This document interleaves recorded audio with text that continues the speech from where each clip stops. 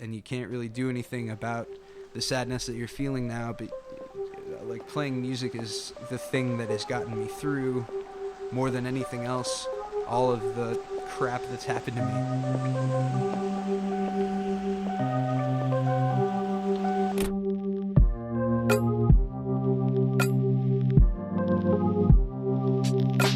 Ladies and gentlemen, thank you for tuning in to another edition of Subversion.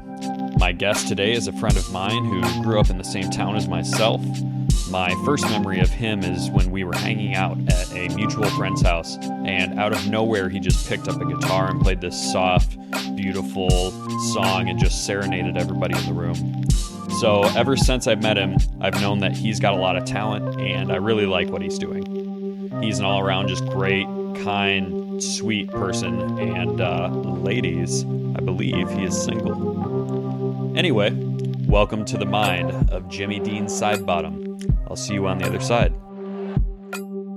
Hi, my name is J.D. Sidebottom. Jimmy Dean. Jimmy Dean Sidebottom the second, really, yeah. The second? The second, yeah. Gotta throw that in there. It's a perfect mix between, like, hick, like, white trash South inbred, and then, like, the pretension of New England. It's, like, the perfect mix of that, I feel like. And right. It just, like, makes sense in my life for that to be the case. So I'm going to assume your dad's Jimmy Dean the first? Yeah, yes, he is. It's right actually Jimmy, too. That's an interesting story. I'll throw that one out there. My grandma was on pain medication. My father's name was supposed to be James Dean Sidebottom, but she was on pain medication still from the birthing process when they asked her what his name would be, and she said Jimmy, and then a generation down the line, that mistake ended up being my name as well. Right. So, silliness. Yeah, definitely. So, JD is a musician here in the Twin Cities area, formerly with the Enigmaknots, an outfit called the Enigmaknots, and now plays with Louis. Yeah, Louis Blackmore. So why don't you tell me a little bit about your childhood? Okay. Well, so you have how many siblings? Just one. My younger sister. Okay. Yep. And so you grew up in Clear Lake, correct? I grew up in a lot of different towns, but mostly Clear Lake, yeah. Clear Lake, Mason City area. Yep. So why don't you take me through a timeline of where you've moved? Okay. In childhood? When I was really young, my dad was a pastor in a tiny town called Kellerton. From the time I was born until I was about... In Iowa, right? Yeah, in Iowa, Kellerton, Iowa. Blink and you miss it town.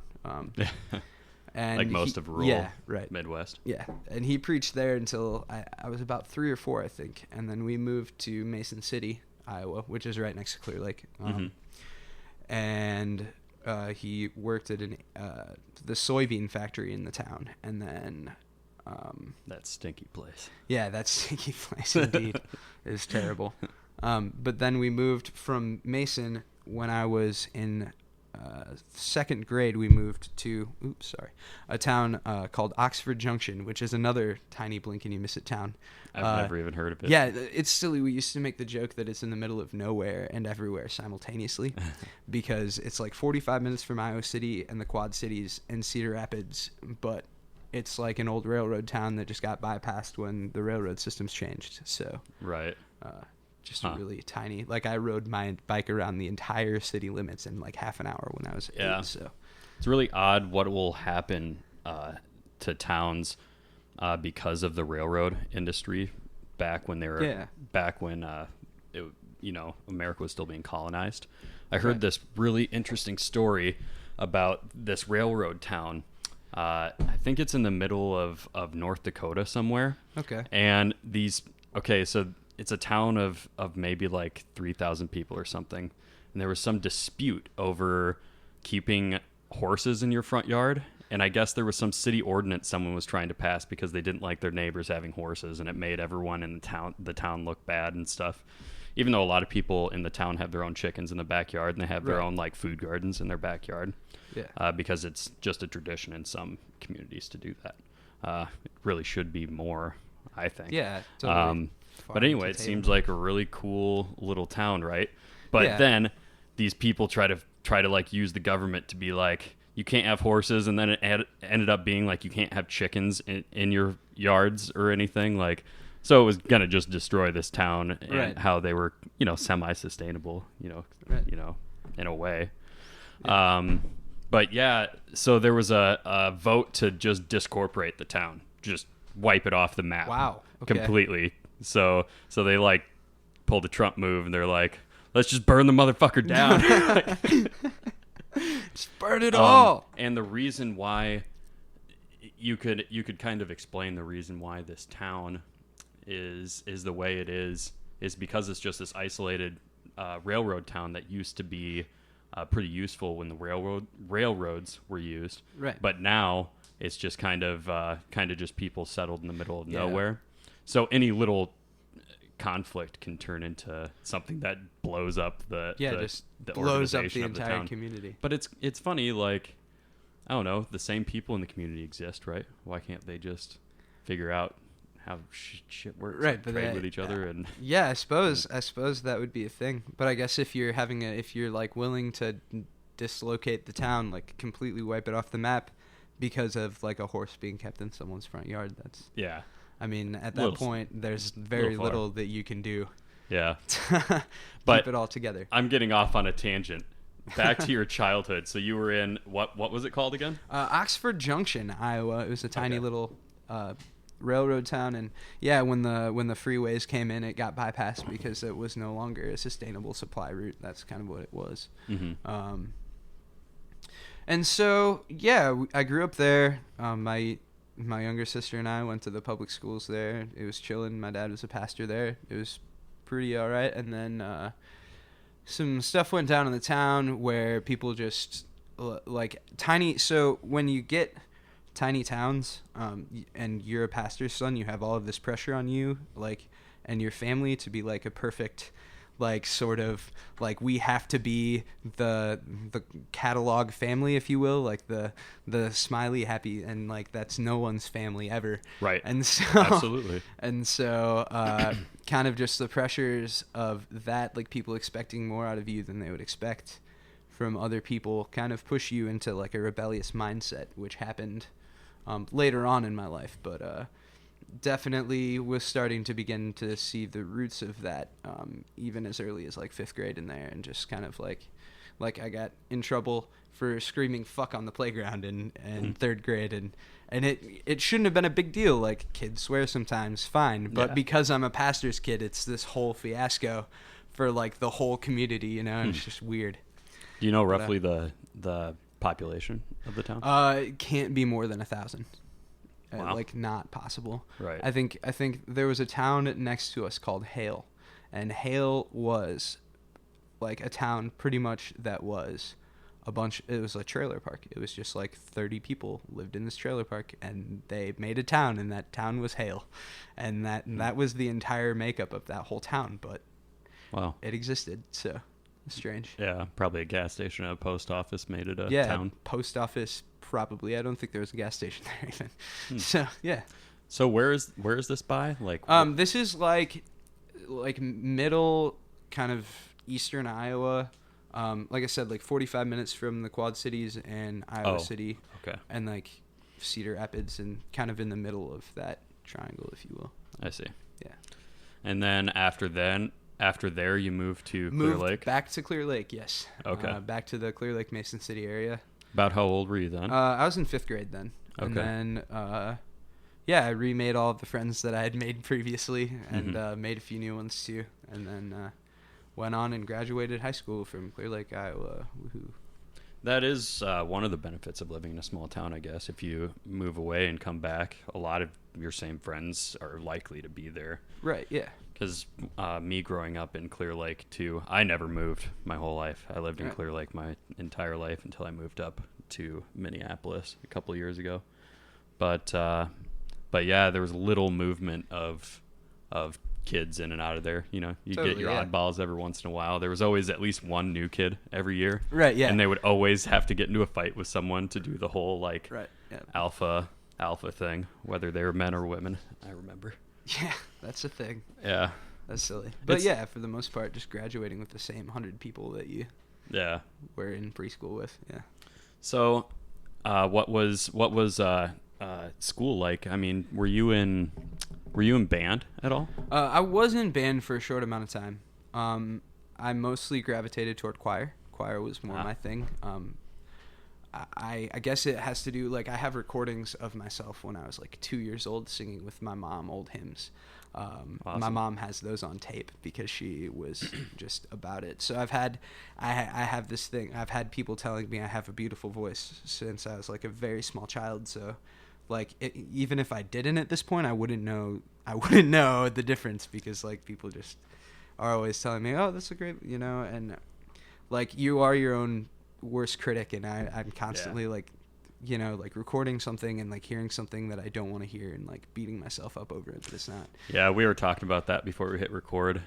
Everyone hates the sound of their own voice, or at least it seems like it to me. Yeah, for sure. I was in choir too a lot. I played saxophone for like 1 year in band after drum and bugle. I did drum and bugle and played trumpet, and so I don't know why I got out of it. I think I just got discouraged, and I don't think the teacher was very confident in my ability to learn, kind of. Okay. That's kind of a sad thing. I don't know, had you ever experienced that at Clear Lake? I felt like there were some kids that definitely, the kids that needed help, it seemed like sometimes didn't end up getting it. Yeah, so I'd never experienced that. I was one of the kind of exceptional students at Clear Lake. I went through, I was in the Excel program. I was like the first person picked for the Excel program. It was me and Allison Vorland in my grade that got picked for the Excel program first. So, and that's like talented and gifted learning for those of you on like who don't know what the heck I'm talking about. I think a lot of different school districts and states have their own program like that. They're just called something different. Something different. Yeah. Totally. But so then I was that kid, but then my sister was on the opposite end of the spectrum. She always kind of struggled in school, and many a time she would come home crying, just like my teacher literally like took the art that I had just made and ripped it up in front of my face because it wasn't good enough for the assignment or whatever. It's like that's the best that she can do, and it's art. Like it's art. Art is whatever you say it is. Yeah, that's subjective. It's not like a spelling mistake. I mean, maybe. Obviously you can make mistakes on certain processes and certain techniques, but in the end, that seems like a class where you should definitely stroke a kid's ego and let him let him have that one. Like, yeah, totally. And then just like frustrations with I don't know, like teachers that didn't necessarily want to teach. They just wanted to have the kids learn for themselves, and if you have a learning difficulty, that can be a very like taxing thing for a teacher that is teaching students that she didn't expect to be like, he or she didn't expect to be teaching like special education. And so you've got this teacher in here who's expecting normal students, and that's not what they're getting, because that's not like, these students can't do that. And then you end up with like a frustrated teacher and frustrated students, because it seems like they're trying, but they just can't live up to the standard that they're expected to live up to. Like, it's just not possible for them. Right. And so they kind of adopt this mentality of, well, then I'm just going to blow it off and I just don't care. Like, I just won't care anymore. And then like with the legislation that George Bush put through, the No Child Left Behind stuff, that became like, that's a real problem, because it just kind of allows kids to pass without learning the things that they need to move on and like actually have the skills that they need in life. Not that our public education system really teaches to that, but that's a story for another time. Yeah, I really would like to get into education, because I have a really hard time not bringing up politics on this, because I want to be inclusive on this program and not alienate anybody, because the whole angle I'm going for here is how we, even though we have political differences, that we all kind of want the same things in life and the same things for other people in life. And one of the best expressions of that is like the music we share and the culture we share and whatnot. So as much as I'd like to get into public education on a political side, I would like to just say that my personal experience, when I was in grade school and high school and whatnot, I had ADHD growing up. Okay. So I was one of those kids that didn't learn the same as all the other kids. Right. And even though so our education system is kind of still this outdated model from the industrial period, where they were training people to go work in factories essentially during the Industrial Revolution. Yeah. And that's all they needed was people to read blueprints and read, basic words, just read at it like a whatever second, third grade level and be able to read blueprints. Or go to work on your family farm or whatever, have you. But yeah. So we have this model of classes where you're in one class for 45 minutes, then something else the next 45 minutes. That can be really bad for someone with ADHD especially. It's hard for any kid to learn in that sort of environment of delivery of curriculum. But it's especially bad for ADHD kids, especially, for that 45 minutes, our mind is somewhere else. And it really takes something that if you have ADHD, you have to really like the subject that you're getting into to enjoy it. So I was always most interested in English and science, and math was just so boring for me that I just didn't want anything to do with it, even though science has a lot to do with math. Like, they complement each other, they have to. I get where you're coming from there. I understand that. Language was always a thing for me too. So language and science and just like learning how the world works. But then math is just like I don't know, I just like struggle to focus on math. Like and I was one of the I was one of the kids that they singled out, like, oh, that kid's smart. So I don't know, it's a silly thing. I feel like I just don't know, like learning in an environment like that where it's constantly switching, where you're constantly on to the next thing, it doesn't allow you to actually learn. It forces memorization is what it does. It forces quick memorization followed by, okay, now wrinkle that up, throw that out, we're going to move on to the next thing. So you're not necessarily like learning the processes, you're just memorizing the facts. And that's one of the reasons why standardization is so big in even on a federal level. We kind of push this model of information depositing rather than critical thinking skills, essentially. And the only thing I can hope is that sometime that model is going to be done away with. I think other countries might be a little more ahead of the ball than us, though, in Europe they've got some great, like, I took French in high school and I learned about the way that their class systems work, and it's like high school is a lot more like American college in France. They kind of like, you devote 3 hours to a subject and then you have like an hour and a half break, and then you devote 3 hours to a different subject, but you have like a weekly rotating schedule as opposed to like a daily, like you're going to learn all of this stuff today in 45 minutes. They're like, okay, we're going to take 3 hours to teach you this thing today, and then tomorrow we're going to work on something completely different so that you can just process that information that we just gave you, and then you have a whole week to reflect on it. Yep. And you need time to parse out the information and store it in your memory. I would think. I wish I could say it more eloquently, like someone that actually understands how memory works. Isn't that kind of an odd thing to think about, though, that memories are just kind of like chemical storage in your brain? No, that's insane. It's a concept that I have a hard time grasping, and I don't understand the materialist explanation for that, but I should probably. The internet's a thing. The internet is a thing. I could go. So, can you tell me a little bit about the social situation with you? I mean, were you ever bullied or anything like that? Because Clear Lake, that's what I'm asking about specifically. So when I was in first grade, I found out when I was a freshman in high school from a couple of my friends at the time that actually in first grade I was a bully, and I had never thought about it that way.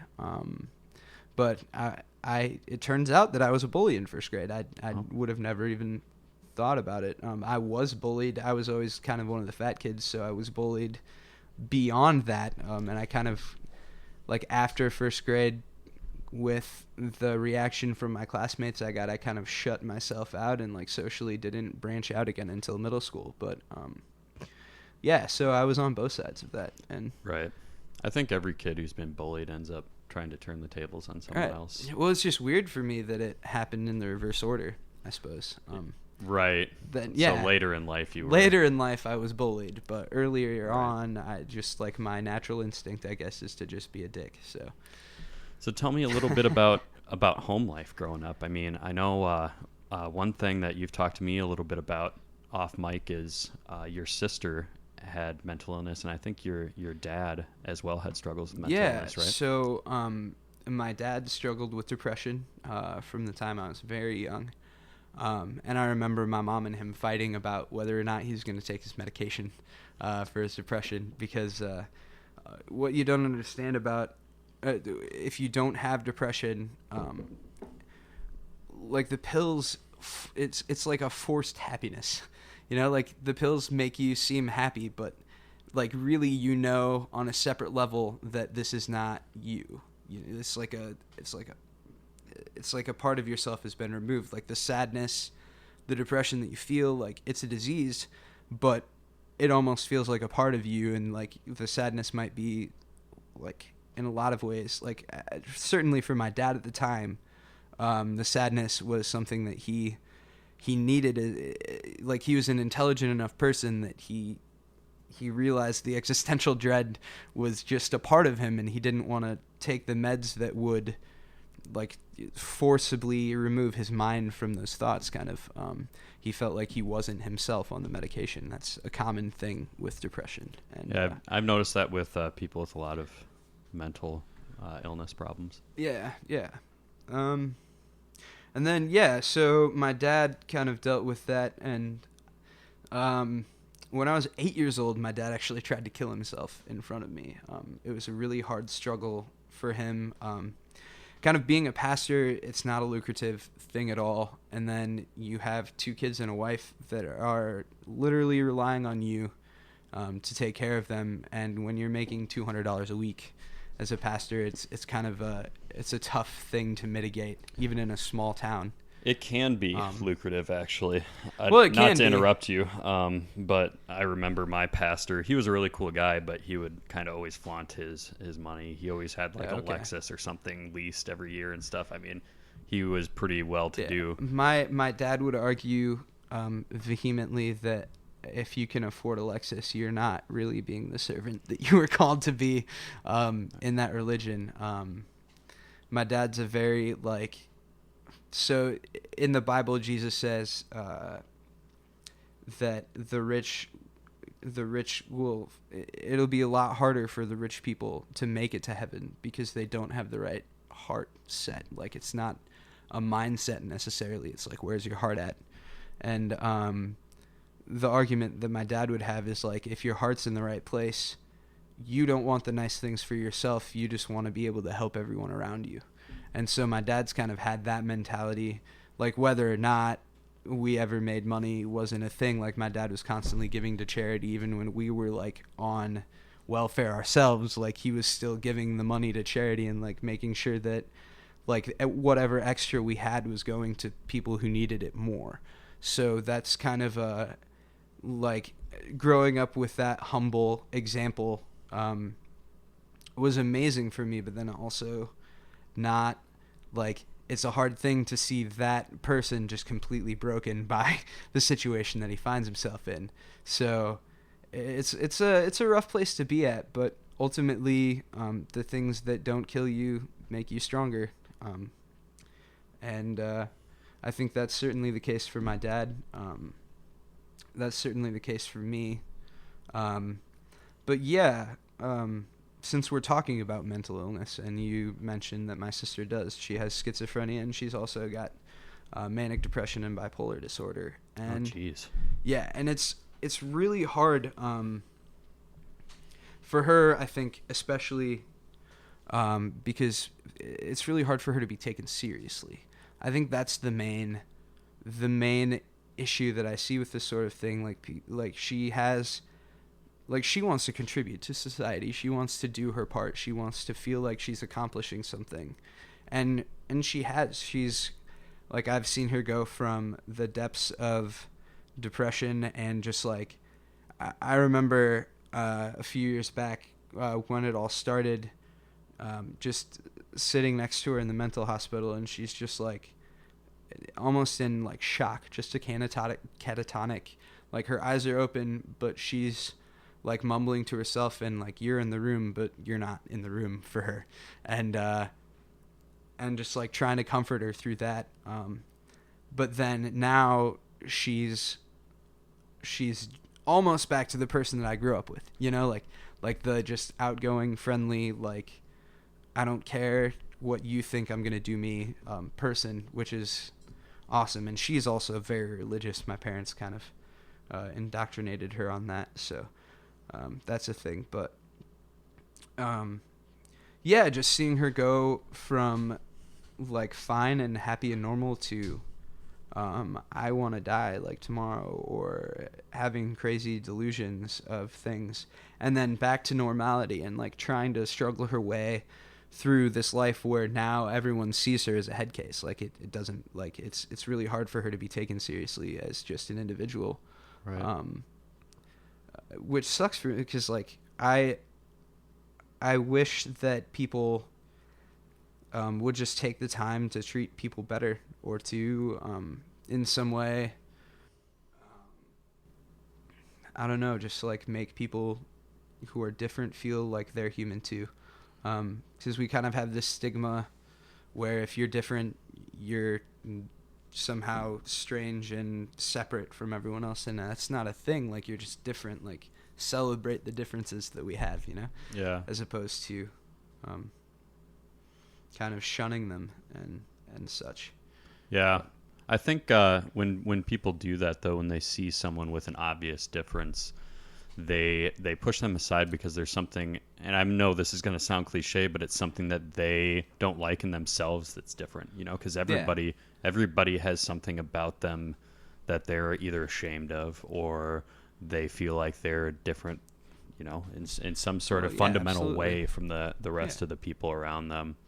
So I feel like when we shun the mentally ill, when we shun someone that has some physical thing, you know, that's got to be really hard too. Like, I've heard stories about people who get burned in the face like really bad, and they just can't live a normal life anymore.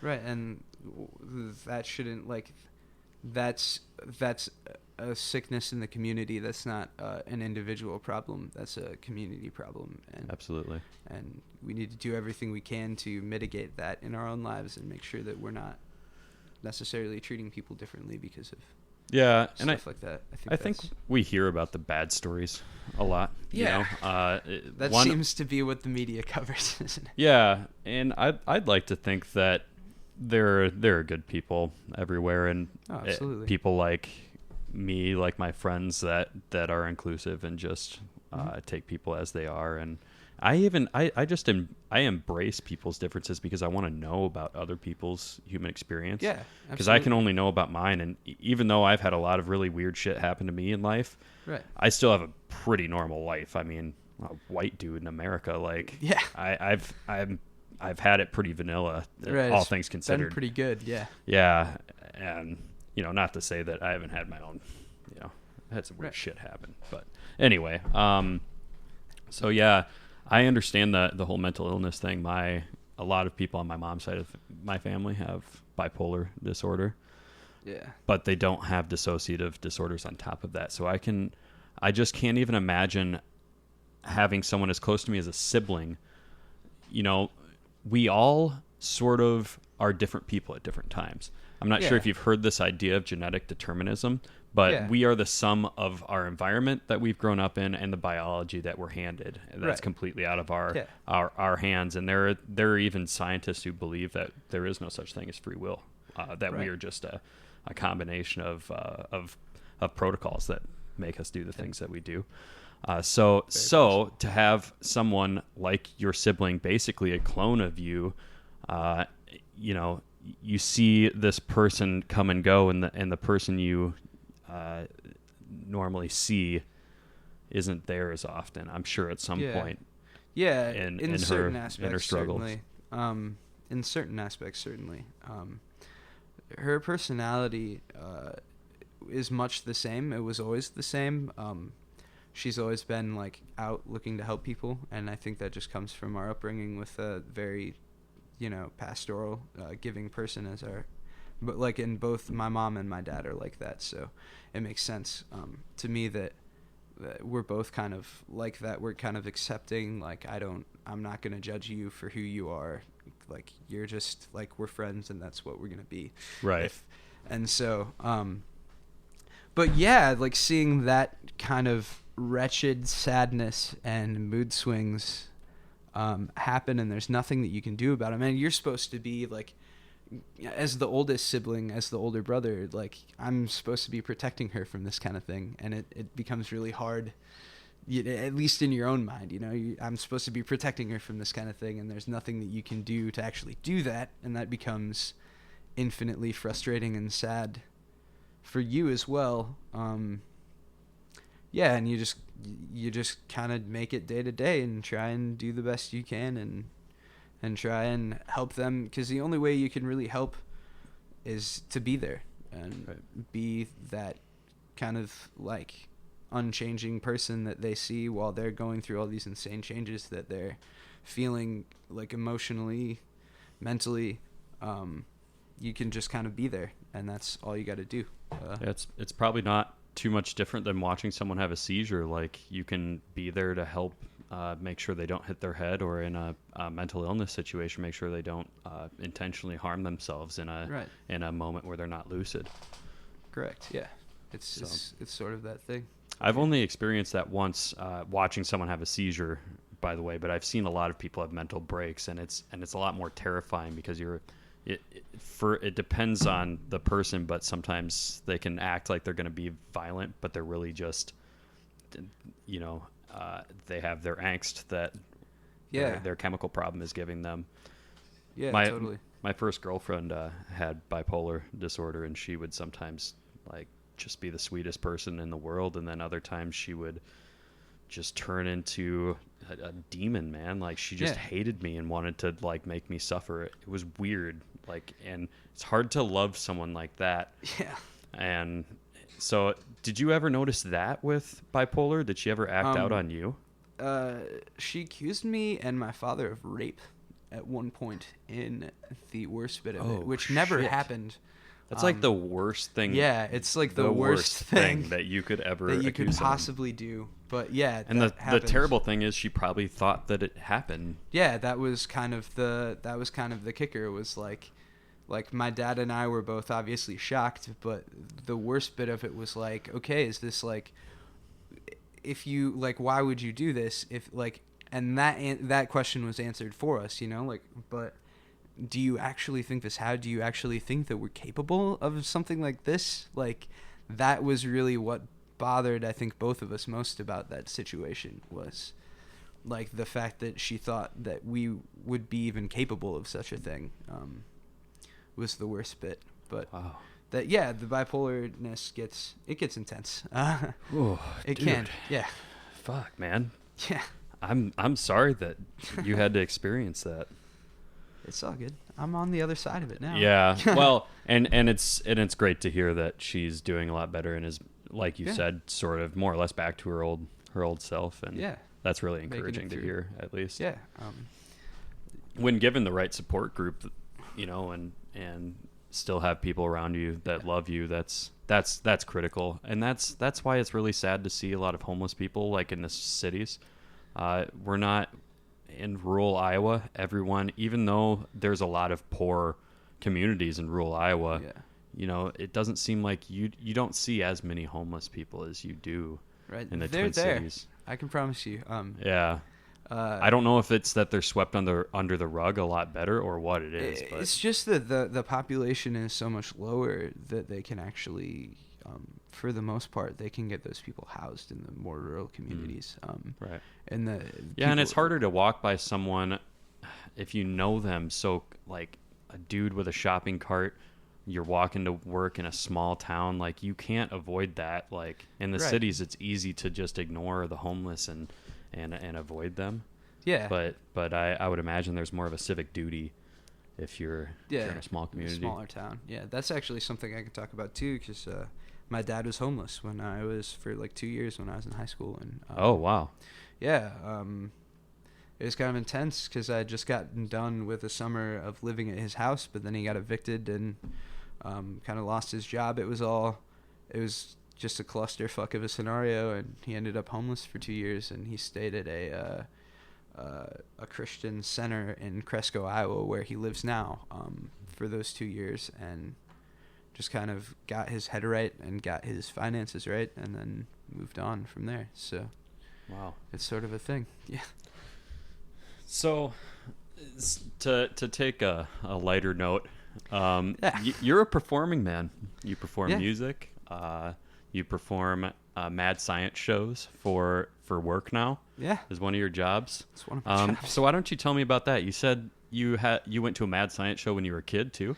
Yeah, so when I was 8 years old, I traveled to, or actually, I couldn't imagine. It was more like 10, because I was 10 or 11. I was in 5th grade at Clear Lake, and we did a school field trip to the Science Museum in St. Paul, and I saw there a mad scientist working with liquid nitrogen and just doing a bunch of different crazy experiments on stage for my school group and I, and then.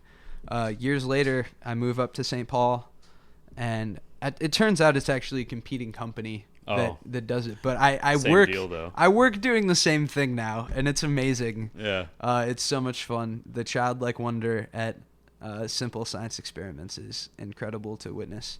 Yeah, just from my side of it. Yeah, it's so much fun.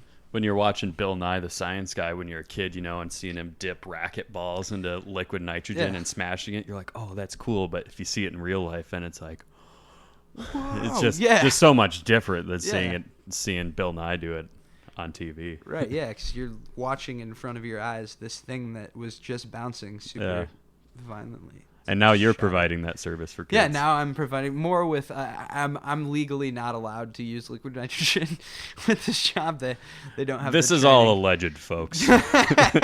But yeah, I do a lot of stuff with fire and electricity, so that brings out the inner pyro in me. Yeah. You have to get a license to work with liquid? No, not like license, but like they have to have insurance for all of the performers that do it. And so the insurance does not allow their performers to use liquid nitrogen because of the liability that it could cause. Having something at negatives, whatever, hundreds of degrees Kelvin. I think it's like negative 60 degrees at room pressure. Yeah. So I think that's roughly what it is. Pretty insane. But So yeah, it's a good time. So tell me a little bit about music growing up for you too. What music has influenced you? Well, first off, just like gospel, blues, and jazz are 3 things that I grew up listening to. Also, like oldies, like the Beatles, classic songs like from the 60s and 70s. I guess now they're calling 90s songs oldies, so I can't say oldies. But yeah, like songs from the 60s and 70s. I never really got much into the 80s, but I listened to that. Yeah, a lot of cocaine happened in the 80s. Yeah, and heroin. Once cocaine and heroin came into the music world, like it really just started to suck. Yeah, the psychedelia age was fine and everything. Yeah, because everyone was like, "Oh, you can just ride the wave," but then cocaine and heroin was like, "All I can do is play these 3 strings." Yeah, I can't. I heard this rock star. I think it was like Merle Haggard or one of those like old school country guys. He was saying, yeah, cocaine is great until you want to get laid, because when you're in that position and you're so rich and you're a rock star and everything, you have all this cocaine and women, but you can't do anything with both of them at the same time. Not a mutually inclusive activity. Right. So, yeah. Silly. Yeah. Yeah, but yeah. So what kind of music did you listen to growing up then? Besides that? So yeah, the Beatles, and And then, so I was not actually allowed to listen to anything but religious music until I was 14, other than like 60s and 70s songs. So this is like, it's really strange. I don't know why my parents made this rule for me, really, but I didn't really branch out into my own musical kind of identity until I was 14, and then I got really into like the punk rock scene, like the Ramones and like the modern pop punk, like Blink-182 and all of that. And those guys had a massive influence on just like the stylistic choices with my voice these days. Like the blues kind of gave me a few things as well. Robert Plant was a huge influence on me. Growing up, Led Zeppelin is still to this day my favorite band.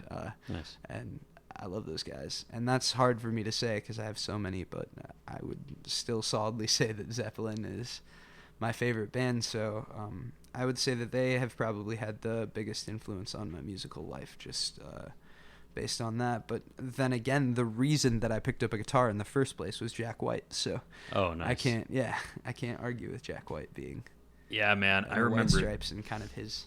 Have you ever seen the video for Ball and a Biscuit? Yes. I saw that video and I was like, I want to play guitar. I want to be as cool as this motherfucker right here. Like, no, that dude is slick, and like he's kind of doing his little Jack White ditty as he's doing it too, and he's just a badass. Yeah, he's so good. Especially in that video. I recommend it for anybody listening. Google that shit. Absolutely. So yeah, and that, obviously, with you playing music, why don't you tell me a little bit about some of your originals? One of them you wanted to share is JD Jam Factory. Yeah. So JD Jam Factory came about. We were living in Minneapolis, and I had this riff that I was playing around with for like months, and I was driving all my roommates crazy with this riff that I would just play on repeat over and over again. And it was just like a Jimi Hendrix style chord that I really just hammered on for hours at a time so I can understand the annoyance. But eventually I wrote like a few lyrics down, and I decided that I wanted it to be about kind of just manipulative people, people who manipulate and allow kind of their own personalities to dominate those around them, and kind of get people to do things their way, and kind of just how I dislike that in a certain respect. Like I respect that in certain ways, like Jack White did that and did an awesome job with it with all of his bands. He's killing it. But to me, just like keeping people on strings and like just like trying to maintain this like puppet mastery of all those around you is not a thing that you should attempt to recreate in your own life. So I wrote this song about manipulative people and how I just disagreed with that, and that's Zach and I sat down, and he gave me the line, hypnotizing those who feel alone, and that was the transition. That like from that I wrote the whole rest of the song from that one line.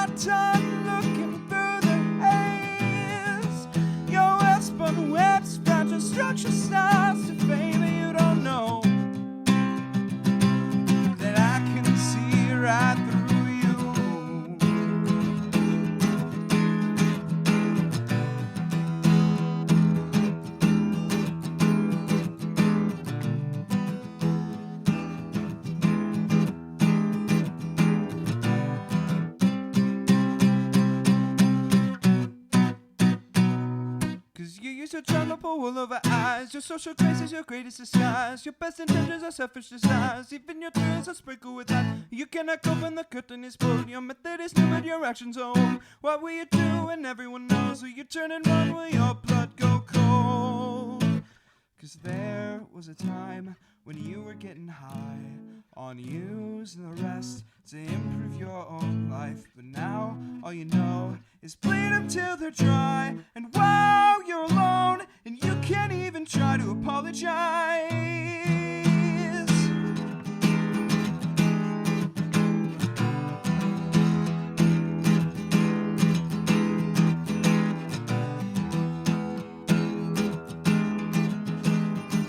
That's kind of what music is, right? It's a celebration of the rhythm of the moment. Yeah, absolutely. So why don't you tell me about this next one, Float? Float. So Float, when I was in high school, I was kind of seeing this girl and nothing was Facebook official, or we didn't really tell anyone about it except for the two of us knew. And as we were hanging out, I kind of saw the way it was going, and I realized that it wasn't gonna end well. But at the same time, I wanted to keep it going so badly. So I wrote this song, and it's called Float. And the line that comes from is like, "You're keeping me afloat." But the song is like about how you want to love someone so badly, but you can see that they're kind of not accepting that, and so you can see them drifting away from you, but you're just like trying to pull them closer, but in doing so, you're just pushing them further away.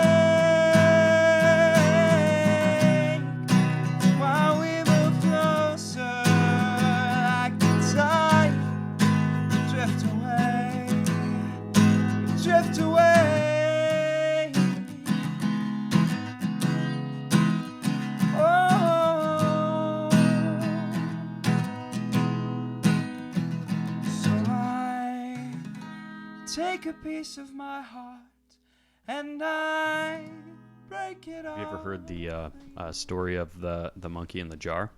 No, I don't think I have. So a monkey has a jar with nuts in it, he reaches into the jar to get the nuts and grabs a hold of them and balls Right. his hand into a fist, and he can't get his hand out of Gotcha, yeah. the lid of the jar. So you have to kind of let go to still have the nuts and Yeah. find either a way for the nuts to voluntarily jump out or Yeah, that makes sense. to bring it into the metaphor of it being about a human relationship and everything. Yeah, I can see that. Now, speaking of ex-girlfriends, you told me once that you had a girlfriend that stalked you. Oh yeah, that happened when I was like 12. I really liked this girl. I'm not going to name names. And we kind of had talked. My parents wouldn't allow me to date until I was 14, growing up in that super conservative home.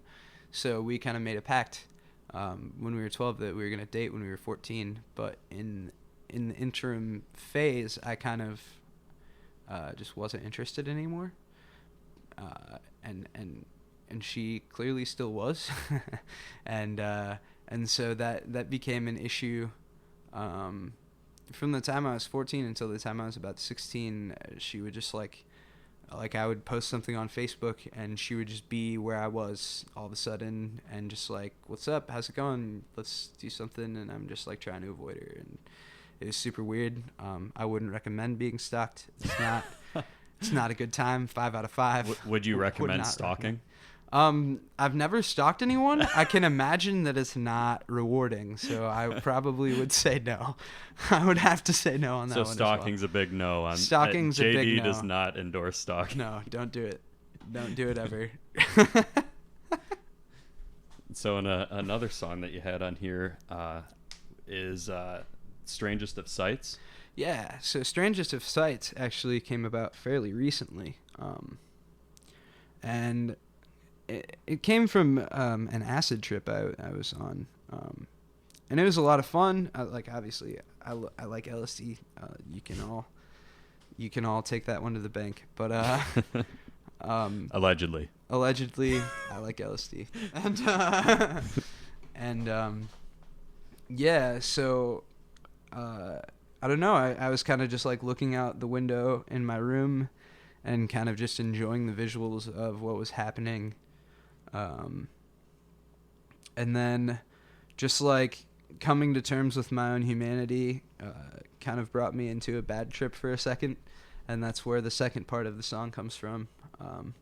But then I picked up my guitar and I started playing and I found myself in a happy place again. So that's what that song's about how music can take kind of something that is a bad mood that's kind of out of control on you, and you can't really, like, outside influences, and you can't really do anything about the sadness that you're feeling now, but like playing music is the thing that has gotten me through more than anything else, all of the crap that's happened to me. So kind of playing music is the thing that gets me out of it. Well, I saw the strangest of sights and wandering sprites as I looked out the window that night, and I watched a vision of light turn to dust for my eyes, meditating through doors. Well, see, bringing provisions to breathe with the spirits of trees. No, the forest won't hold it against ya.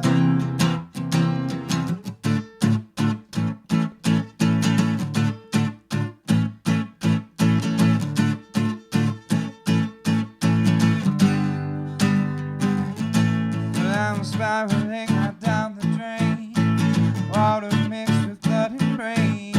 I guess I'll take just one more down.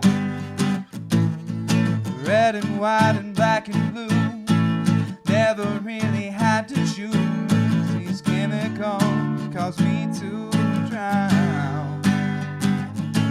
But I saw the strangest of sights, bed wandering sprites as I looked out the window that night, and see, bring provisions to breathe with the spirits of trees. No, the forest won't hold it against you. But I'm spiraling right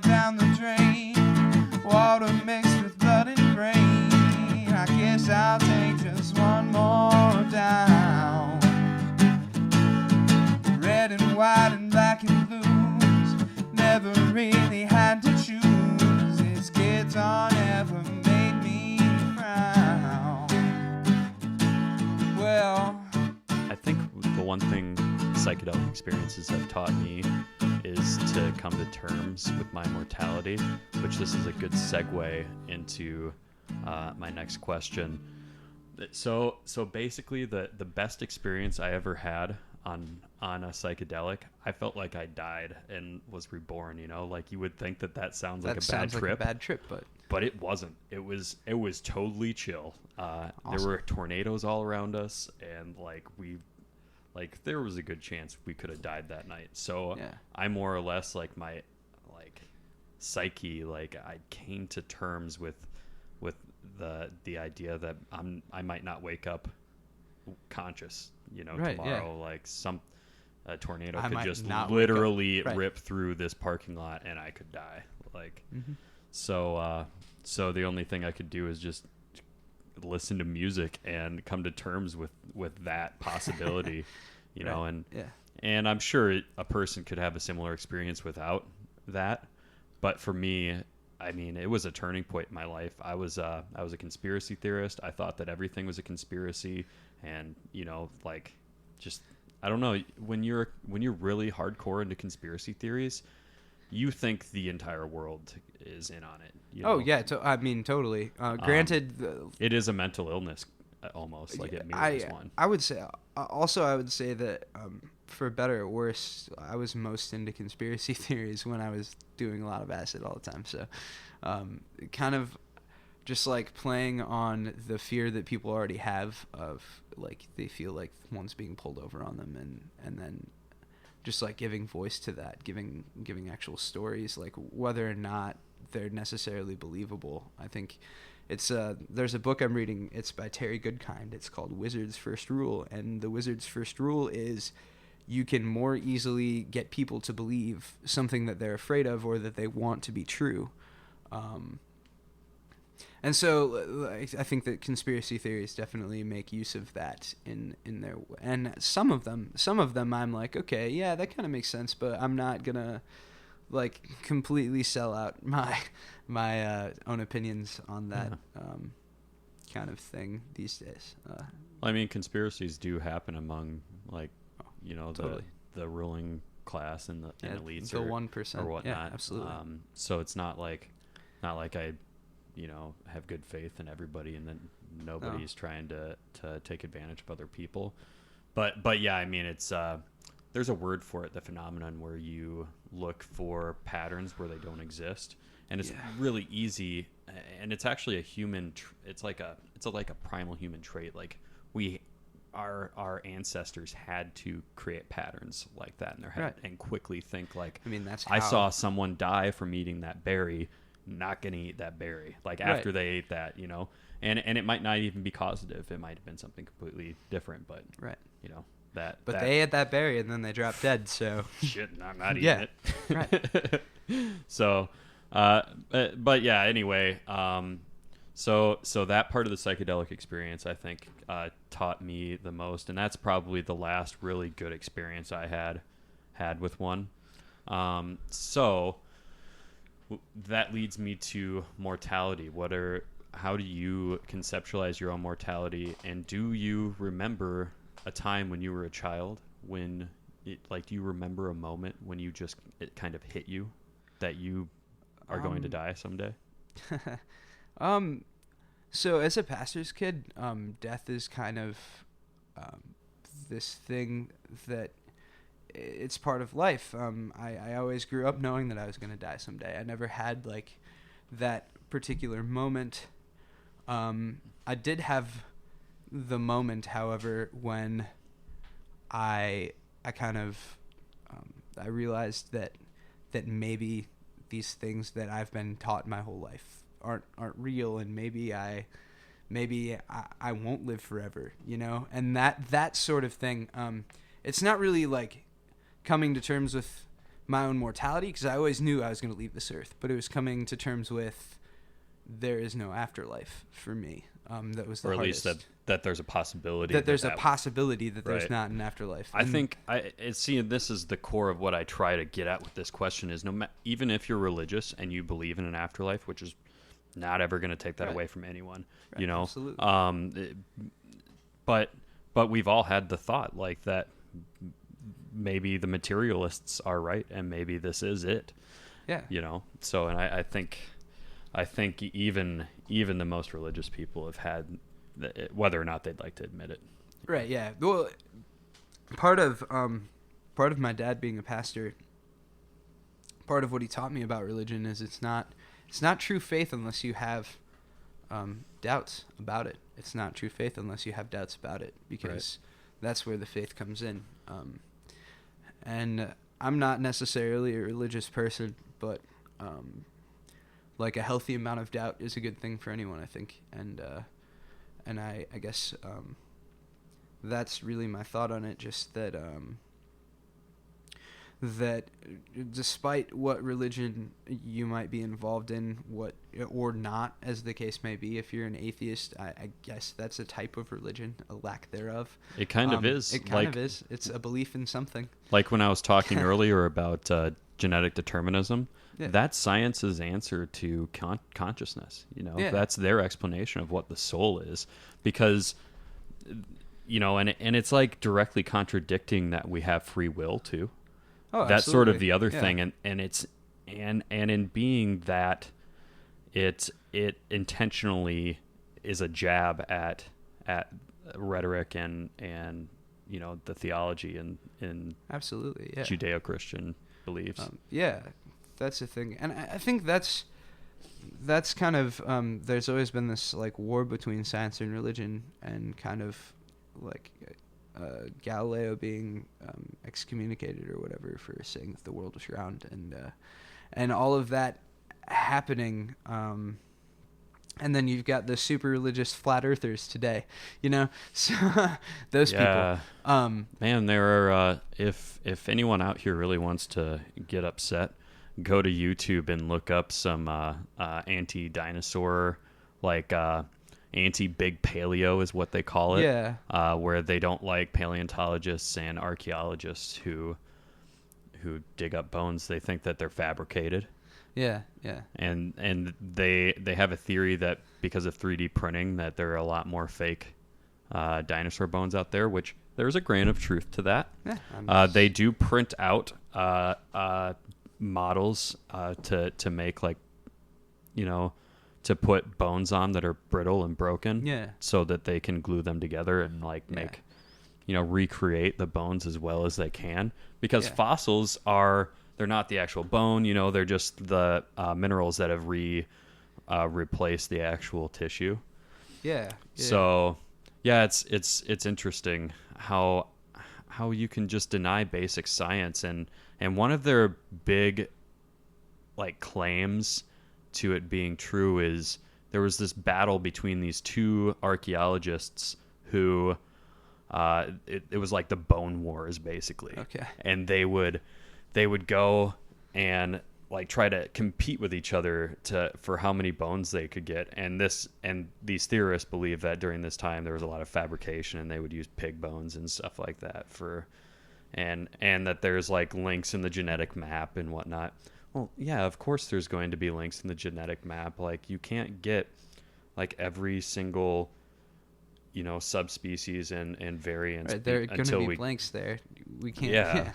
I mean, these things we're digging up are millions and millions of years old. At the time that they died, the Earth went through a drastic climate change. Like, like who's to say that like a lot of the remnants are either turned into oil from the pressure or I would guess disintegrated by like lava. Like you have to have for flesh, for tissue, for living tissue to be preserved, you have to have like a certain set of like perfect like climate conditions, and like okay, like this happened, you know, so it's not like preserved in ice or like preserved in swamps or what have you. You have to have this thing that's not necessarily the eco norm. So if we're finding these bones in like these specific spots that were like friendly toward mummification or like preservation. Like, you can't just write everything off. You can't write all of the evidence off based on a lack of evidence.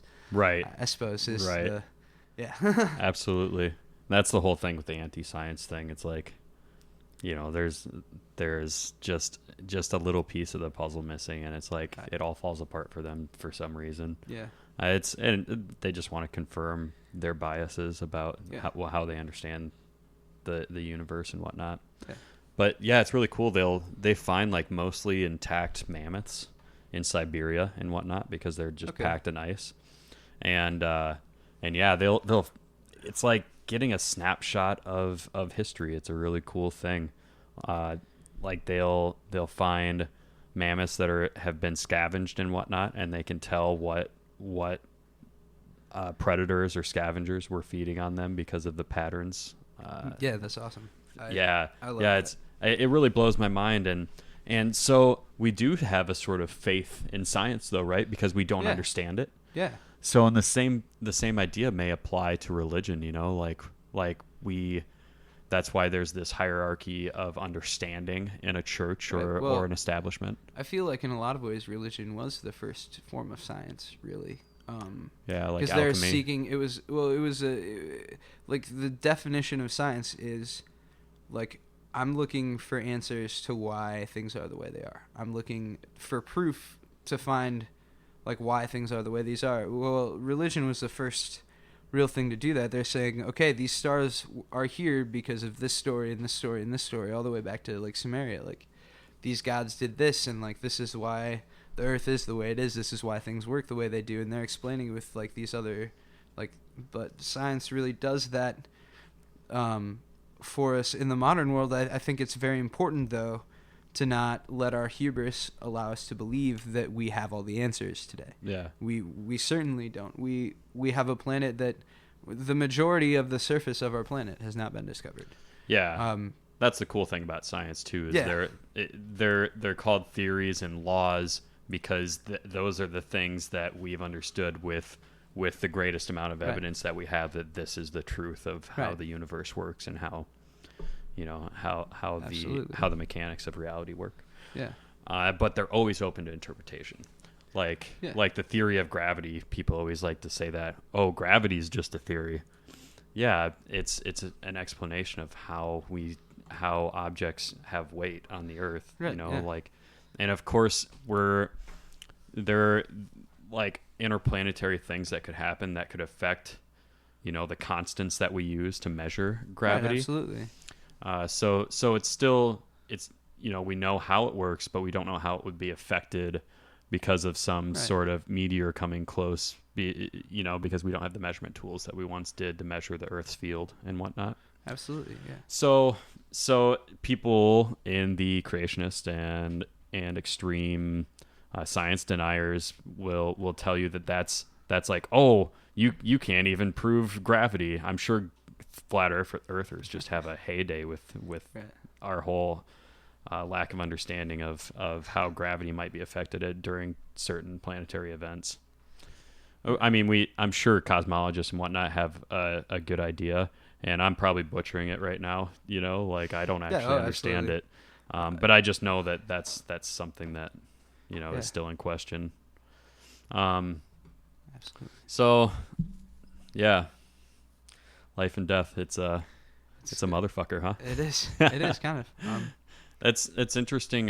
Your story growing up with a preacher for a father, though.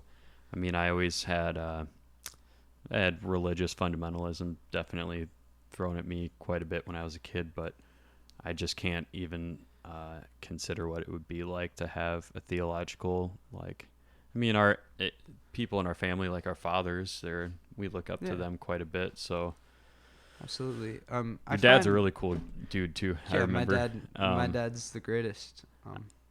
Before I knew who he was, I like at Come and Go. He worked there. I would always chat him up because he was just a solid dude. Yeah, my dad's good to talk to, and he's down to talk about really any subject. And a lot of the times he'll at least have enough information to sound educated on it. So it's a really great thing to do. yeah, my dad and I have had some great arguments about the fate of the world and kind of just religion itself. Like, that's a big talking point for my dad and I. Just with me being kind of agnostic and like accepting that I'm not gonna know until the moment that I know. And him being so faithful in his religion for years and years and years, despite all the setbacks. It's interesting to me to talk with him about it, because he's got some insights that that people who weren't necessarily indoctrinated into the religion in the way that he was can give. It's talking to pastors' kids is one of my favorite pastimes, because because pastors' kids, we go one of two ways. You either become a pastor yourself, or you kind of become a heathen agnostic. I would imagine that sort that's of, yeah. It's that's the there's way it no would work. real in between. Yeah. Really. Yeah, all the pastors' kids that I grew up with are preaching in churches now, so that's there's that. But yeah, it's interesting, like the duality and kind of, to me, like how it all depends on the people that are around you, to depend on your experience with religion. Like, my experience has overall been a positive one, but there are definitely moments that kind of put me off of it, with dealing with certain people, and just like I love the good that religion tries to do, but I hate that a lot of people just kind of use it to, I think I said this before, but they use it to accomplish their own means. It's kind of what that goes back to JDM Factory, and like how that's a thing, like manipulating people into getting what you want out of them. Right. I don't know, just like that duality of like, okay, like I'm a pastor's kid, but I went one way. Like, I went completely the other way on that, because I got burned too many times, and like how my sister, despite all of the burning that she's fucking dealt with, is completely the other way that I am. She's right on the religion train. So, yeah, it's just interesting to me the way that works out in people's lives, and kind of just getting to know new people is an awesome thing for me. I love talking about like real life issues with people. So thanks for inviting me to do this. Yeah, thanks for taking the time. It worked out pretty conveniently with you coming up from Mankato today and everything. That did work out. So yeah, I suppose on that note, we'll close down, and I'll put in the show notes a way for people to find you online if you have a landing page for anything. Or so you can find me. I'm J.D. Sidebottom on Facebook, and that ages me a little bit, because you at the time that I put my name on Facebook, you could still put your initials in. And you can't anymore. You can't. I'm pretty sure you can't anymore. We could check but I think I tried to make a new one when I was like 18, and you couldn't anymore. So I just kept my old one. But so you can find me at JD Sidebottom on Facebook. You can also like my old band page, the Enigmaknots, there. No tour dates coming up with those guys, but we are releasing an album soon. And hopefully by the time that I'm ready to hopefully by the time that you're hearing this. And then you can also like us at Let's Get Naughty, KNOTTY, at Let's Get Naughty on Twitter. I like it. Yeah. So come get naughty with us. It'll be a good time. Badass. Well, JD, you have a really awesome story. You're an awesome dude. Thanks for taking the time. Yeah, absolutely. Anytime, my friend.